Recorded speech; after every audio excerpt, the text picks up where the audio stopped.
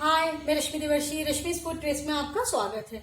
आज आप सभी के लिए डोसा की रेसिपी लेकर आई हूँ और परफेक्ट डोसा कैसे बनता है वो मैं आपको बताऊंगी और आगे भी कई वीडियोस ऐसे लाऊंगी कि आप अलग अलग तरह के चावल से भी परफेक्ट डोसा बना सकते हैं। तो आप उसका लिंक डिस्क्रिप्शन बॉक्स में आपको जरूर मिलेगा।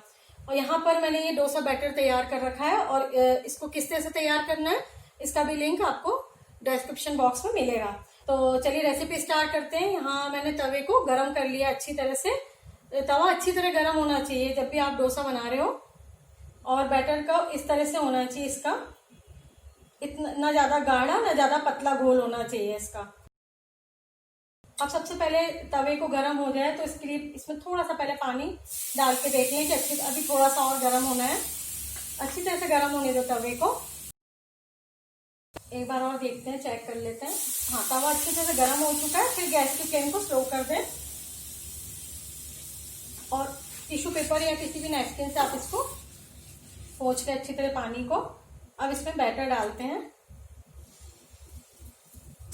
यहाँ मैं 2 कलछी डाल रही हूँ, छोटी वाली है, और इसको अच्छी तरह से इस तरह से फैला लें।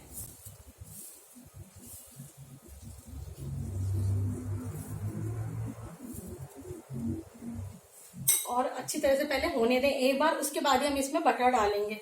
जब ये ऊपर का ड्राई हो जाएगा उसके बाद हम इसमें बटर डालेंगे। बटर जल्दी नहीं डालें, पहले इसको अच्छी तरह से इसमें पकने दें बिना बटर के।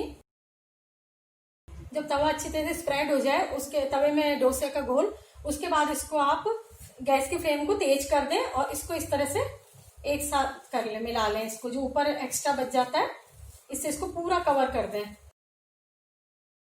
और अब इसमें बटर डालें या घी, जो भी आपको तेल जो भी डालना है वो आप इसमें डाल दें। आप चाहे तो बिना बटर तेल के या घी के भी बना सकते हैं, पर इससे अच्छा टेस्ट आता है बाजार जैसा। और इसको अच्छा ब्राउन होने दें।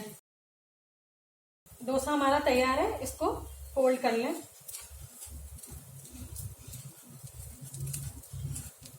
आगे मैं आपको और तरह के डोसे की रेसिपी भी आप सभी के लिए लेकर आऊंगी।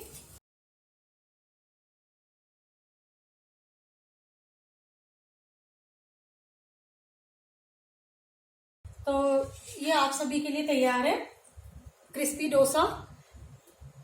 परफेक्ट डोसा बिल्कुल होटल के स्टाइल का है ये एकदम।